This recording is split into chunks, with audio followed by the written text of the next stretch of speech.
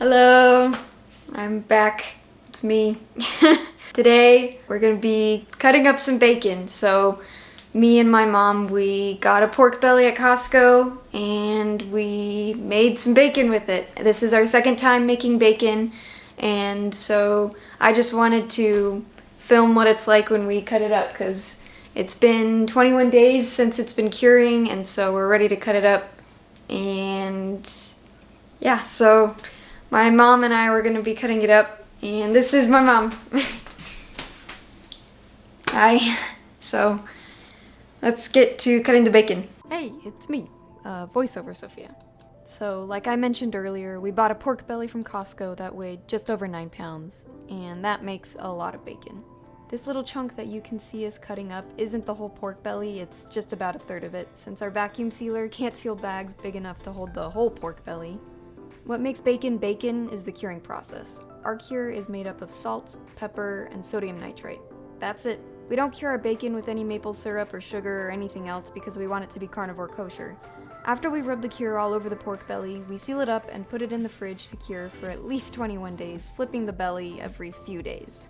Once the bacon was done curing, we put it into the freezer to let it get solid, because that makes it a lot easier to cut. We use the spinning blade slicer to slice up our bacon, and as you can probably tell, we're still pretty new to using it. Once the bacon is sliced up, we lay the slices on a sheet of parchment paper, roll them up, bag them, and stick them in the freezer to be thawed for eating later. My mom was the one who originally thought of rolling up the bacon in the parchment. She was pretty proud of herself for coming up with that one. As I said earlier, this is our second batch of bacon that we've made. The biggest difference between our first and second batches of bacon are the cures that we used. On our first bacon, we cured it with just salt and pepper. On this batch of bacon, we cured it with sodium nitrite, which is also known as Prague Powder 1. The added sodium nitrite is what gives bacon its distinctive pink color, and you can pretty clearly see the difference between the bacon that's been cured with the sodium nitrate and the one that's been cured without it. After we were done cutting up the bacon, we took the thick end pieces and fried them up to taste the difference between the two batches of bacon. Okay, so these are the end pieces that have been fried up.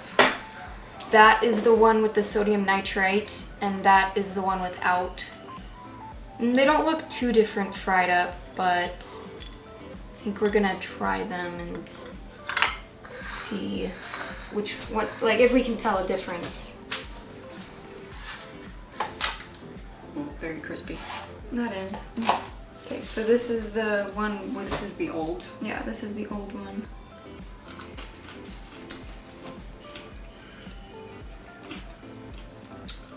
It's good. It's good. These are the end pieces, so they're pretty salty, but it's good. And then this is the one with sodium nitrite.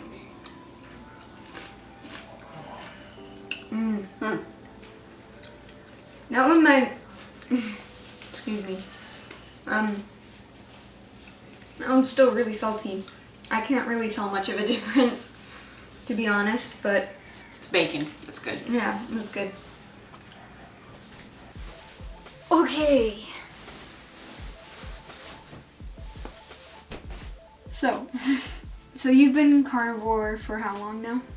Since the... I'd have to look at my calendar, but it's probably like the second week of March. Yeah. So it's been like... Let's see, April, May, June, July. So about four and a half-ish. Yeah, 4.5 months. So she's been carnivore for 4.5 months. What has been the most challenging part about being carnivore, do you think? Probably like lack of variety, because I'm used to eating a lot of different foods, and when I went carnivore, it kind of really narrowed down what I was eating. Yeah. And so that's probably been the most challenging thing. Yeah, but the foods that you can eat on carnivore are pretty good. I mean, you get to eat fatty steak, bacon, and eggs.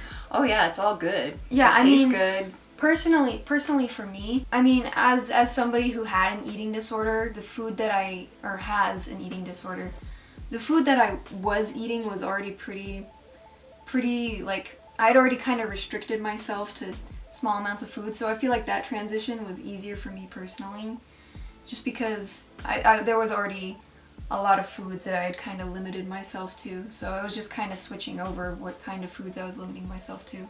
That was a pretty big shift for you though, because when I would ask you what you would eat for dinner, it was everything except for beef.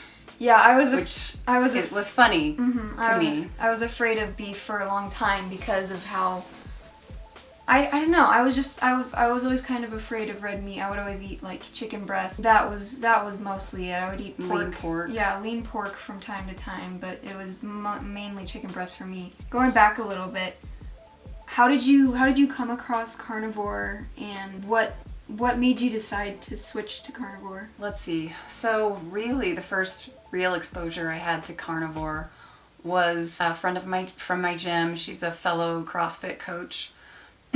She's a CrossFit coach, by the way. Yes. She had sent me a video from Michelle Hearn, and it was concerning carnivore for people with eating disorders, severe eating disorders. And this was just over a year ago. It was probably early July of 2022. I got that video.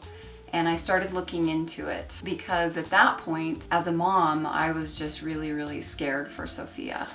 She had already had the eating disorder bordering on about a year. This was just before she was put back into the hospital for the second time. So, I mean, the first time I heard about carnivore, she was telling me about it. It's a funny story now, but we were in the car and we were on our way to the hospital, and so that was the first time she told me about carnivore. Right, and because I had just watched this video with Michelle Hearn, and she was talking about how she was helping people with eating disorders use it in order to overcome them, the eating disorder. So I started looking into it. I had run across Dr. Barry, of course. He was probably the first medical professional that I had heard that was a proponent of the carnivore diet. And so I started listening to more of Dr. Barry. And when you watch Dr. Barry's videos, then you start seeing videos from a lot of other people, a lot of other carnivores. And strangely enough, just after I started, well, that's another story. So the question was, how did I get exposed? And so that was the way that I was exposed. By the way, thank you, Charisse Elliott.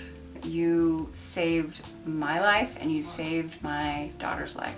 So thank you. So basically what happened was you heard about carnivore from like an eating disorder treatment standpoint. Right. And then you learned about like all the way that other people were using it for weight loss or reversing type 2 diabetes or other mental health issues like anxiety, which is, something that you've dealt with before as well. Definitely. The more I learned about it, the more I thought it might really be a good solution. For yourself, right? Well, for your situation, certainly, but as I learned more, it was for myself because I was beginning to be, I'm 52, started suffering from that middle-age spread, I guess, what they call it. And so you were gaining like... Yeah, I over like about 3 years, I gained probably like 25, 30 pounds, somewhere in there. And it was really concerning because all the stuff that I'd ever done before to lose weight, it just wasn't working for me anymore. And so I was becoming concerned that I was insulin resistant. One of the concerns that I had is our oldest son, when he was 20 years old, he went into diabetic ketoacidosis and he passed away.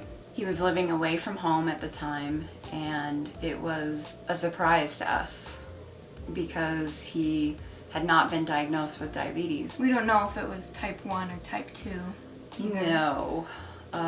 Because they can't make that determination post-mortem. That was something that was concerning to me. We really hadn't had any history of diabetes in my side of the family.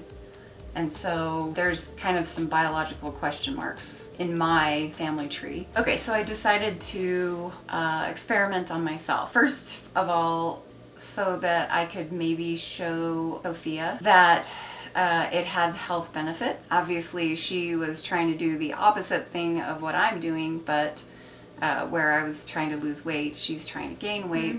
I was doing this to try to be an example of the potential benefits of kind of this radical change in the way that I ate. And I fairly rapidly started kind of losing weight.